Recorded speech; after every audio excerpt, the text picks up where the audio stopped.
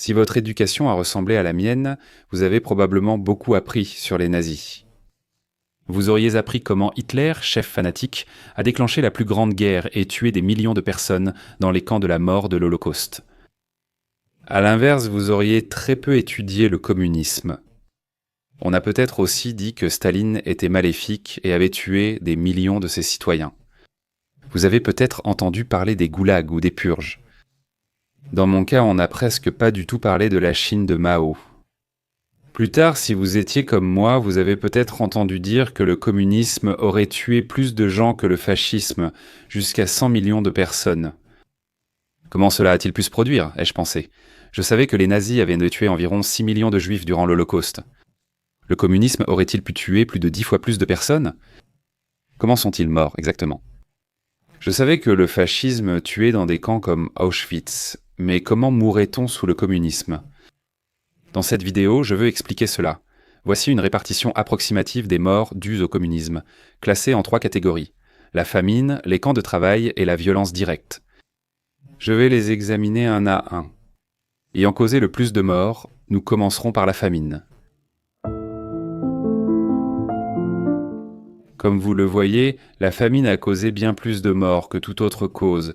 C'est pourquoi je consacre l'essentiel de la vidéo à ce sujet. Les famines sous le communisme sont stupéfiantes. La Russie communiste a subi 2 grandes famines au début des années 1920 et 1930. Elles ont tué environ 12 millions de personnes. La Chine communiste n'a connu qu'une seule grande famine, mais ce fut de loin la pire famine de l'histoire de l'humanité. Elle aurait tué jusqu'à 50 millions de personnes, soit plus du double de la 2e pire famine de l'histoire. Pourquoi ces famines ont-elles eu lieu et sont-elles vraiment dues aux politiques communistes? Mon objectif dans cette section est de vous convaincre que, oui, les politiques communistes étaient absolument à blâmer. Cela était principalement dû à la collectivisation de l'agriculture. On pourrait aussi appeler cela la nationalisation de l'agriculture. Certains l'ont aussi nommé asservissement. En 1928, Staline décide de collectiviser l'agriculture, c'est-à-dire réduire en esclavage la paysannerie. Plus de 100 millions de personnes. Essentiellement, c'était le processus d'élimination de toute propriété privée dans l'agriculture afin que celle-ci soit entièrement contrôlée par l'État. Nul ne pouvait posséder de terres agricoles, tout appartenait à l'État. Toute nourriture produite par quelqu'un ne lui appartenait pas, elle appartenait à l'État. Bien sûr, cela signifiait que c'était l'État qui décidait comment la nourriture était distribuée, dans quelle région elle était envoyée et combien chaque ville ou village recevait. Une autre question absolument cruciale est de savoir quelles régions seraient les régions productrices de nourriture, et surtout combien on attendrait d'elles qu'elles fournissent au reste du pays. Les bureaucrates de l'État devaient centraliser toutes ces décisions. L'achat et la vente de nourriture étaient à interdire. Pour les agriculteurs, la nourriture qu'ils produisaient ne leur appartenait pas.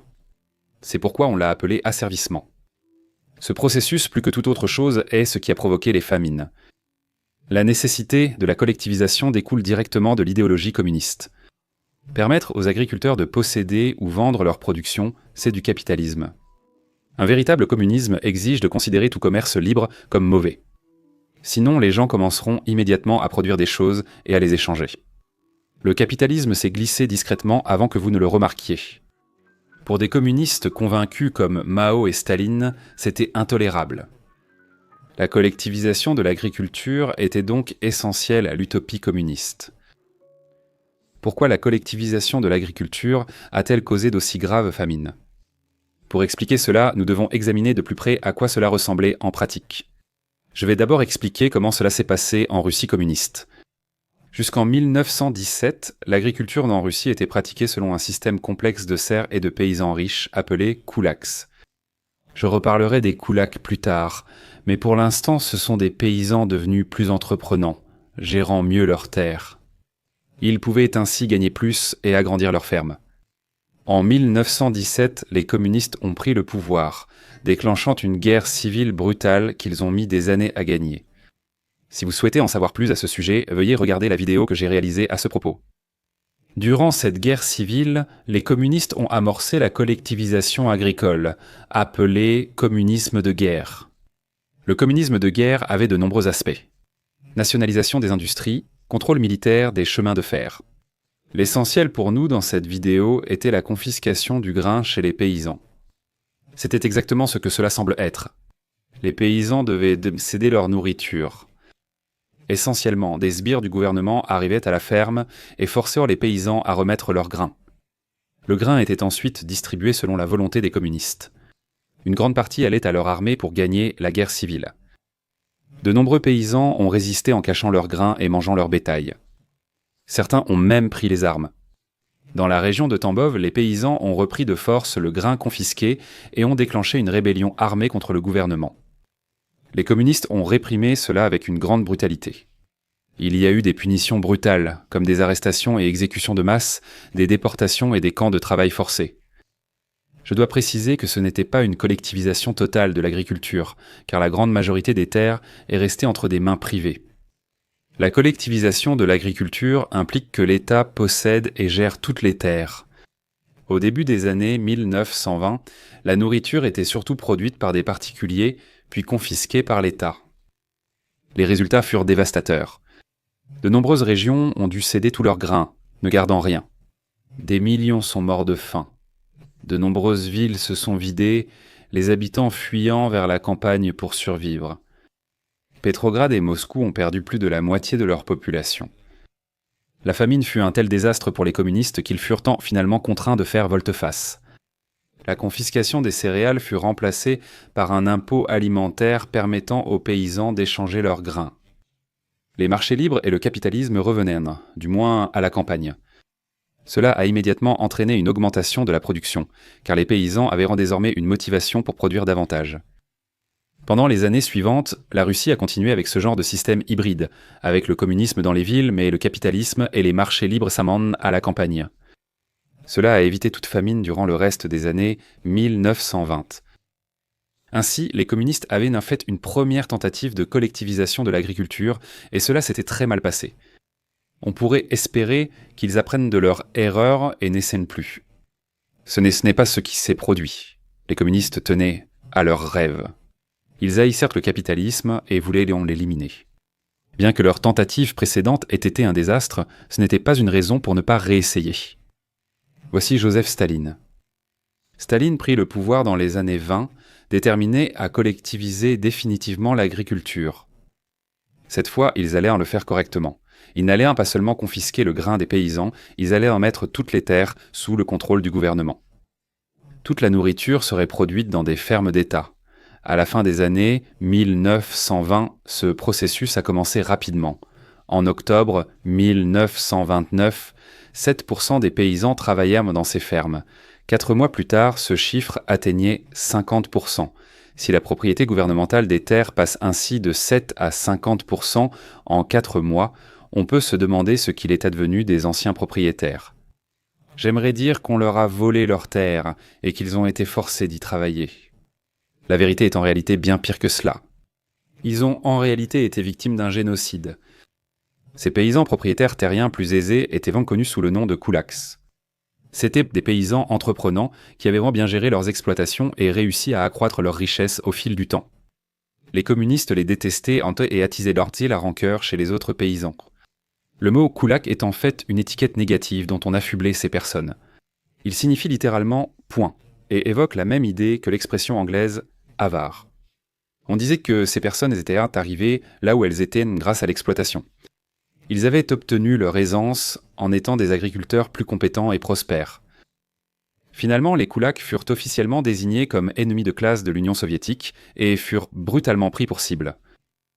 En décembre 1929, Staline appela à la liquidation des kulaks comme classe. Il déclara « Nous pouvons désormais lancer une offensive contre les kulaks, briser leur résistance, les éliminer comme classe et remplacer leur production par celle des fermes d'État. » Ces personnes, parce qu'elles étaient relativement riches, devaient être exécutées ou envoyées en camp de travail. Jusqu'à 5 millions de morts. Le gouvernement appliquait une politique officielle de génocide de classe. Des fermes d'État gérées par le gouvernement ont été créées sur les terres expropriées aux kulaks. Ces fermes étaient gérées par des responsables du Parti communiste souvent inexpérimentés en agriculture. Pratiquement tout ce que la ferme produisait devait être vendu à l'État à un prix très bas. Les ouvriers travaillaient dans de mauvaises conditions. Salaires souvent versés en retard, nourriture et vêtements épouvantables. Comme la nourriture manquait même les bonnes années, les gens tentaient souvent de consommer leur propre production. Cela était durement puni. Les gens cultivaient leur propre lopin pour avoir plus de nourriture. C'était bien sûr illégal, donc cela devait être fait en secret. Sous le communisme, produire quoi que ce soit pour sa propre consommation devait être illégal. Il était interdit de quitter son emploi ou de déménager ailleurs. Des passeports internes empêchaient tout de voyager sans autorisation, rappelant l'esclavage ou le servage. Les travailleurs n'étaient pas payés selon leur production. Leur motivation était d'éviter les punitions pour manque d'efforts. Sans sanction officielle, ceux qui travaillaient peu étaient accusés de sabotage ou de vol et subissaient des violences. La collectivisation a ensuite causé une famine tuant jusqu'à 9 millions de personnes. Cependant, la question demeure. Pourquoi cela s'est-il exactement produit ? Quels effets de la collectivisation ont entraîné la famine ? La réponse la plus simple est que la production a baissé. Cela s'explique par plusieurs raisons. Le gouvernement avait retiré la terre aux agriculteurs les plus productifs pour la confier à des fonctionnaires sans expérience agricole. Les koulaks étaient riches car ils étaient les agriculteurs les plus productifs et compétents. En les tuant et en les exilant, la Russie s'était débarrassée de ses meilleurs agriculteurs. Un autre facteur majeur était que le nouveau système supprimait la motivation des paysans à travailler dur pour produire davantage. Rappelez-vous que les paysans ne possédaient pas leur production. Même en travaillant plus et produisant plus, ils n'en bénéficiaient pas un emprunt. Quand on regarde les chiffres, on constate effectivement une baisse de la production alimentaire, mais elle n'était pas vraiment si extrême. La production alimentaire est passée de 84 à 70 millions de tonnes entre 1930 et les 3 années suivantes. Cependant, dans certaines régions en particulier, la baisse a été beaucoup plus sévère. L'Ukraine a été fortement touchée. Là-bas, la production a fortement chuté de 25%, passant de 24 à 18 millions de tonnes. Même si cette baisse de production a été importante, ce n'était pas toute l'histoire. La chute de la production alimentaire a empiré à cause des décisions du gouvernement, notamment sur la répartition de la nourriture. Dans le capitalisme, personne ne contrôle la distribution de la nourriture. La nourriture est distribuée via un système décentralisé d'échange volontaire, ce qu'Adam Smith nomme la main invisible. Sous le communisme, cette distribution dépend uniquement des responsables de l'État. Essentiellement, c'est le travail d'un bureaucrate du gouvernement de décider quelle quantité de nourriture va à chaque région. Ces responsables doivent aussi décider comment acheminer la nourriture des régions productrices vers les régions consommatrices. Bien sûr, dans toute société, il est nécessaire qu'il y ait un mouvement net de nourriture des zones agricoles, où elle est produite vers les zones où elle ne l'est pas, comme les villes. Sous le capitalisme, cela se fait par un processus décentralisé où les agriculteurs vendent leurs produits aux régions qui en ont besoin. Sous le communisme, le gouvernement décide de la distribution des céréales. Le gouvernement décide si une région sera un producteur net ou un consommateur net de céréales et dans quelle mesure. Dans les régions agricoles comme l'Ukraine, cela signifiait qu'elle devait livrer une quantité de céréales au gouvernement central qui les redistribuait ailleurs dans le pays. On s'attendait alors à ce qu'ils se nourrissent avec ce qui leur restait après la collecte des céréales. Cela pouvait à peu près fonctionner lorsque les récoltes étaient bonnes et que l'Ukraine avait assez de céréales pour se nourrir elle-même et en remettre une grande quantité. Que se passe-t-il lorsque la production baisse, comme au début des années 30 ? La production de l'Ukraine a chuté d'environ 25%. Il est donc clair que la quantité de céréales exportées devrait fortement diminuer. Pour ces années, l'Ukraine pourrait devenir importatrice nette de céréales du reste du pays. Ce n'est pas ce qui s'est passé. Malgré une production céréalière bien moindre, l'Ukraine a dû exporter environ 8 millions de tonnes vers le reste du pays. C'était gérable quand l'Ukraine produisait 24 millions de tonnes, mais quand cela est descendu à 18 millions, ce fut catastrophique. Inutile d'être un génie pour deviner la suite. Une famine majeure causant jusqu'à 5 millions de morts. C'était dû à cette combinaison mortelle d'une chute spectaculaire de la production, couplée à l'obligation de continuer à exporter une quantité fixe de céréales vers d'autres régions de la Russie.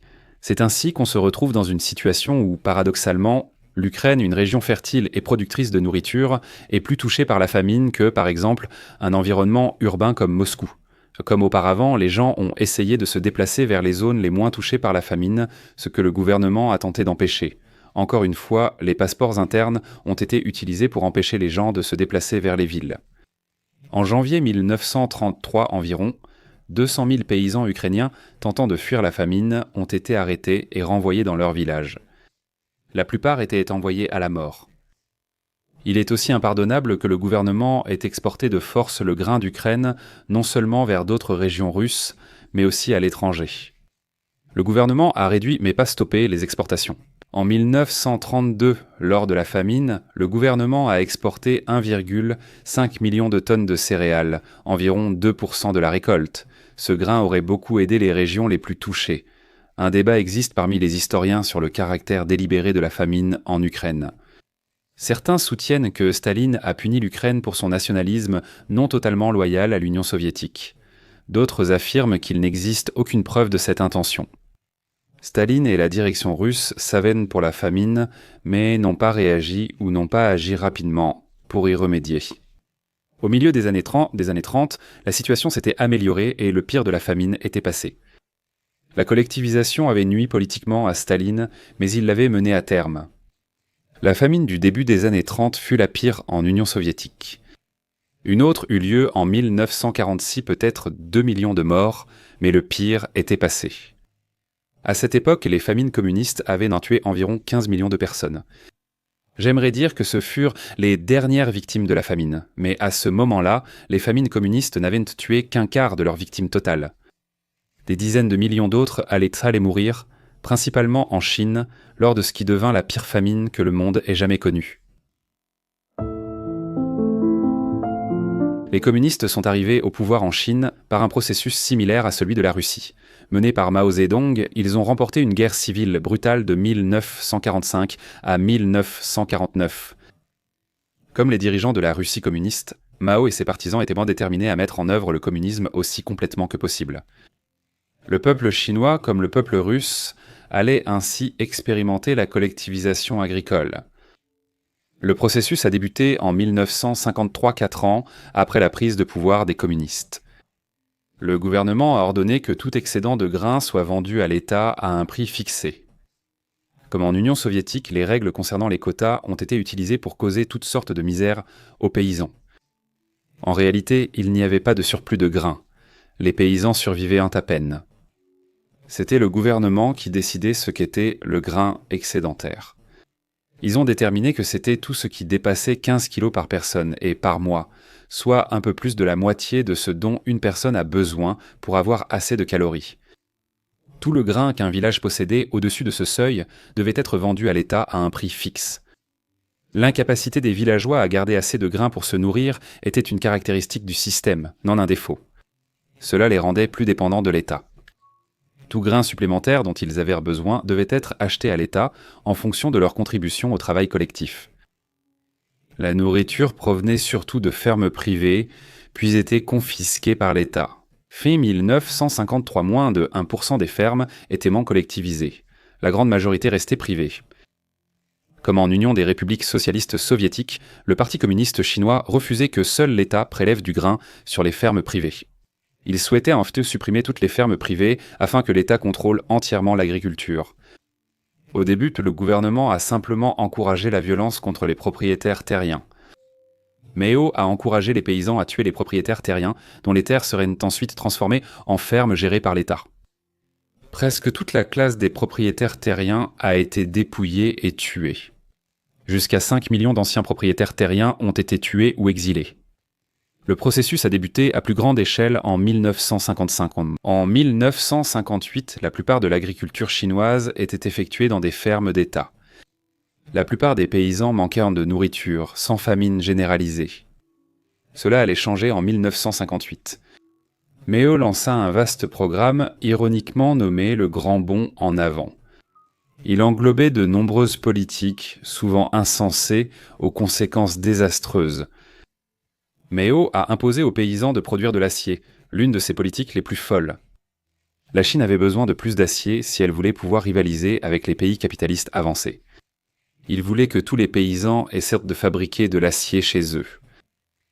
Ça s'est passé comme vous l'imaginez. Les paysans ne savaient normalement pas ce qu'ils faisaient, puisqu'ils n'avaient aucune expérience dans la production d'acier et ils n'avaient pas l'équipement nécessaire. Les paysans devaient un temps produire de l'acier à partir de ferraille dans de petits fours à bois. L'acier produit était de mauvaise qualité et ne servait à rien. Tout connaisseur en production d'acier l'aurait anticipé, mais Mao se méfiait des experts. De plus, les gens craignaient que s'ils critiquaient le plan, ils soient tués, alors personne n'a rien fait. La production artisanale d'acier a aussi détourné du temps et de l'énergie de l'agriculture. On demandait aux paysans de privilégier l'acier à la nourriture. Parmi les idées de Mao figurait aussi la guerre contre les nuisibles. Il voulait éliminer les moineaux nuisibles. On croyait que les moineaux volaient de grandes quantités de céréales, alors ils étaient abattus et leurs nids détruits. Cela s'est complètement retourné contre eux. En réalité, les moineaux jouèrent un rôle important en limitant la population de nuisibles bien plus destructeurs, les criquets. La disparition des moineaux a provoqué une explosion de criquets et de grandes pertes de récoltes. Ces politiques ont causé une forte baisse de la production de céréales. Comme vous le voyez, il y eut une baisse de 30% entre 1958 et 1960. Or, comme la majorité manquait déjà de calories en 1958, cette chute a entraîné une faim généralisée. Cependant, tout comme en Union soviétique, cette baisse de la production a été massivement aggravée par d'autres politiques désastreuses. Les règles de répartition des céréales imposaient de les prendre où elles étaient nécessaires et de les envoyer là où elles ne l'étaient pas. Cela venait surtout du système de surplus et des incitations créées chez les responsables du Parti communiste.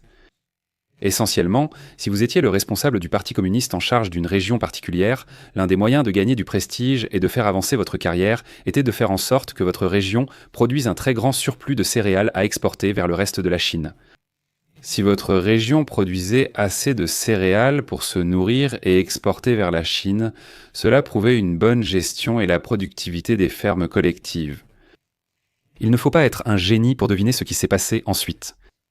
Les responsables voulaient déclarer les plus grands excédents possibles, alors ils pressaient leur région pour obtenir absolument tout ce qu'elles avaient. Plus vous laissiez de céréales à votre région, moins l'excédent déclaré au siège du Parti communiste était important. Les responsables ne laissaient pas à leur région suffisamment de céréales pour se nourrir, et donc les gens mouraient de faim. La famine qui en avait résulté fut, pour faire simple, la pire de toute l'histoire humaine, et de loin. Il y a eu plus de 40 millions de morts, soit plus du double de la deuxième pire famine de l'histoire. Ainsi, les famines étaient de loin la principale raison pour laquelle les gens mouraient sous le communisme. Cependant, ce n'était pas la seule cause. Des dizaines de millions de personnes sont également mortes dans des camps de travail forcés, à cause de purges politiques et de massacres. Je vais d'abord évoquer les camps de travail.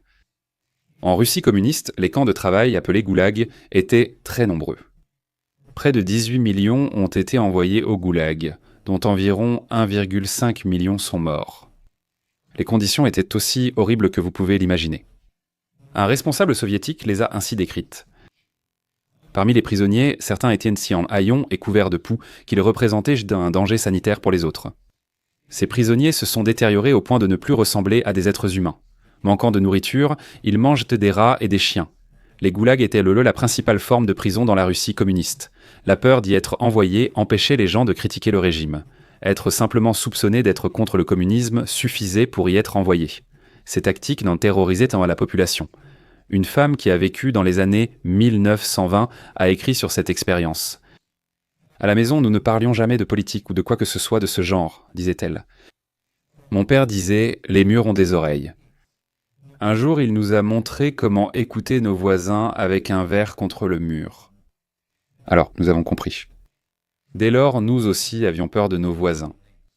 Les goulags russes ont pris fin après la mort de Staline en 1953. On sait beaucoup moins de choses sur les camps de prisonniers en Chine, probablement parce que le régime qui les a mis en place est toujours au pouvoir et empêche qu'on les étudie. Ils fonctionnent presque comme les camps de travail russes. Les prisons servaient de main-d'œuvre esclave pour produire du thé ou du charbon. Les conditions étaient atroces et de nombreuses personnes sont mortes. Nous ne savons pas exactement combien. Les estimations vont de 15 à 30 millions. Je vais terminer en évoquant ce mort sous le communisme à cause de la violence directe. Cela a pris de nombreuses formes, allant des purges d'opposants politiques aux massacres de paysans par d'autres paysans. J'ai parlé plus tôt des massacres de masse des paysans riches, connus sous le nom de koulaks dans la Russie communiste. Jusqu'à 5 millions de personnes sont mortes. La purge de Staline, dans les années 30, a aussi tué environ 1 million de personnes. Dans cet épisode, la majorité des victimes étaient en réalité des membres du gouvernement. Staline a tué ses officiers, diplomates, responsables du renseignement et du parti. Il faut préciser qu'il s'agissait de l'élite, les plus fidèles à Staline et au régime. Ceux qui étaient restés fidèles à Staline durant la désastreuse collectivisation agricole. La Grande Purge est difficile à expliquer, car on ignore les raisons de Staline. Staline cherchait peut-être à briser la volonté de son entourage. Jusqu'à ce moment-là, beaucoup de ceux qui entouraient Staline étaient prêts à le contredire et à avoir leurs propres idées. Après la Grande Purge, ces personnes étaient psychologiquement brisées et beaucoup se sont suicidés. Staline renforçait la peur autour de lui et montrait sa puissance. L'un des aspects uniques de la purge était l'accent mis sur l'obtention d'aveux des personnes avant leur exécution. Staline ne voulait pas seulement tuer quelqu'un, il exigeait aussi qu'ils avouent l'un des crimes qu'ils n'avaient sans pas commis. Il était impliqué dans cela. Il recevait et éditait les brouillons d'aveux avant leur publication, ajoutant même des crimes imaginaires. Par exemple, il y a le cas de Mikhaïl Toukhatchevski. Il était l'un des officiers les plus hauts gradés de l'armée et leur commandant militaire le plus talentueux. Il avait joué un rôle clé dans la victoire des communistes lors de la guerre civile russe. Toukhatchevski a été contraint d'avouer qu'il était espion allemand. C'était bien sûr absurde, mais cela a servi son objectif. Sa confession manuscrite existe toujours, sur un papier taché de sang provenant de ses tortures. Pourquoi Staline a-t-il fait cela ? Les confessions servaient à légitimer arrestation et exécution. Cela augmentait également le nombre de personnes arrêtées, car chaque suspect était forcé de nommer des complices, qui pouvaient alors être arrêtés à leur tour. Les confessions servaient aussi à instaurer peur et suspicion dans la population. Le message affirmait qu'il y avait des ennemis de la Russie partout et qu'on ne pouvait faire confiance qu'à Staline. En Chine communiste, de nombreux massacres ont eu lieu. Certains d'entre eux étaient des purges politiques similaires à la Grande Purge de Staline. D'autres étaient des massacres non politiques, souvent entre gens ordinaires. Voici une liste tirée de Wikipédia de ceux qui ont eu lieu entre 1949 et 1966. Comme vous le voyez, la Grande Famine et la collectivisation ont causé beaucoup de violence. Environ 2,5 millions de ces décès étaient dus à la violence. La première mention de la réforme agraire correspondait en Chine au massacre des koulaks en Russie. Le gouvernement communiste incitait les paysans à tuer les ex-propriétaires terriens. La campagne pour réprimer les révolutionnaires et la campagne antidroitiste étaient, comme leur nom l'indique, essentiellement des purges politiques. Les opposants présumés au communisme étaient victimes de violences. Des millions de personnes sont mortes. Un très grand nombre de personnes sont également mortes lors de ce que l'on appelle la révolution culturelle, qui a commencé en 1966. Ce n'était pas qu'une purge, mais une tentative de transformer la société. Son but était de préserver le communisme chinois en purgeant la société des vestiges capitalistes et traditionnels. Mao a lancé la révolution en affirmant que des éléments bourgeois avaient infiltré le gouvernement et la société dans le but de restaurer le capitalisme. Il a incité à tuer toute personne soupçonnée de sympathie pour le capitalisme ou la tradition. La population était plus qu'heureuse de s'exécuter. Une grande partie de la violence venait d'étudiants. Ils ont formé des groupes paramilitaires appelés la Garde Rouge et ont eu carte blanche pour traquer les ennemis de la Révolution. Ils devaient attaquer ce qu'on appelait les 4 vieilleries. C'étaient les vieilles idées, la vieille culture, les vieilles coutumes et les vieilles habitudes. Comme vous pouvez le voir, c'était une attaque contre la tradition autant que contre le capitalisme. Des artefacts anciens et des tombes sino-chinoises notables ont été détruits. La révolution culturelle a aussi connu les séances de lutte. Ces séances publiques mêlaient humiliation, interrogatoire, abus verbaux et violence. Lors d'une séance de lutte, l'accusé était amené devant une foule de collègues, de voisins ou même de membres de sa famille. Ils étaient fanés et forcés d'avouer leur prétendu crime, qui allait de la possession d'idées bourgeoises à la participation à des activités contre-révolutionnaires ou à la trahison de la Révolution. Ces séances visaient à humilier l'accusé, briser sa volonté et réaffirmer l'autorité de Mao et du Parti communiste. Les récalcitrants ou ceux qui confessaient peu risquaient d'autres punitions ou des séances répétées jusqu'à conformité. Il y avait aussi des massacres de masse. Un exemple célèbre est le massacre du Guangxi, avec environ 1,5 million de morts. Des personnes ont été décapitées, enterrées vivantes, bouillies ou noyées. L'un des aspects les plus étranges du massacre du Guangxi fut le cannibalisme, environ 400 personnes ayant été mangées. Je dois préciser que cela n'était pas dû à la famine ou au manque de nourriture. De nombreux massacres similaires ont eu lieu dans toute la Chine durant la Révolution culturelle. Jusqu'à 2 millions de personnes pourraient avoir été tuées.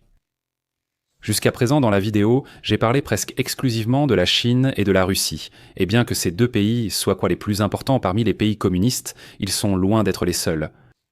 Un des pires massacres du communisme a eu lieu au Cambodge. C'était très similaire aux purges en Russie et en Chine. Les Khmers rouges cherchaient à éliminer toute opposition à la révolution. Ils croyaient en fait que les villes étaient remplies d'éléments bourgeois qu'il fallait purger pour créer leur société idéale sans classe. Ils ont vidé de force les villes du Cambodge, envoyant des millions dans des camps de travail ruraux, connus comme les champs de la mort. Les intellectuels, comme les médecins, figures religieuses ou même porteurs de lunettes, étaient particulièrement ciblés. Beaucoup ont été exécutés sur le champ, d'autres sont morts de faim, de maladie ou d'épuisement. Environ 2 millions de personnes, soit un quart de la population, sont mortes. Voilà donc un aperçu de toutes les façons dont les gens sont morts sous les régimes communistes. Comment pouvons-nous résumer cela ? Je veux surtout que vous compreniez que, bien que les purges et camps de travail soient connus, ce sont les famines qui ont causé le plus de morts dans les sociétés communistes. Ces famines résultaient directement des politiques communistes. Cette combinaison mortelle d'une production en baisse et de l'obligation pour certaines régions d'exporter beaucoup de céréales, même en ayant des besoins. Espérons et prions que l'humanité ait retenu la leçon et n'essaiera plus le communisme.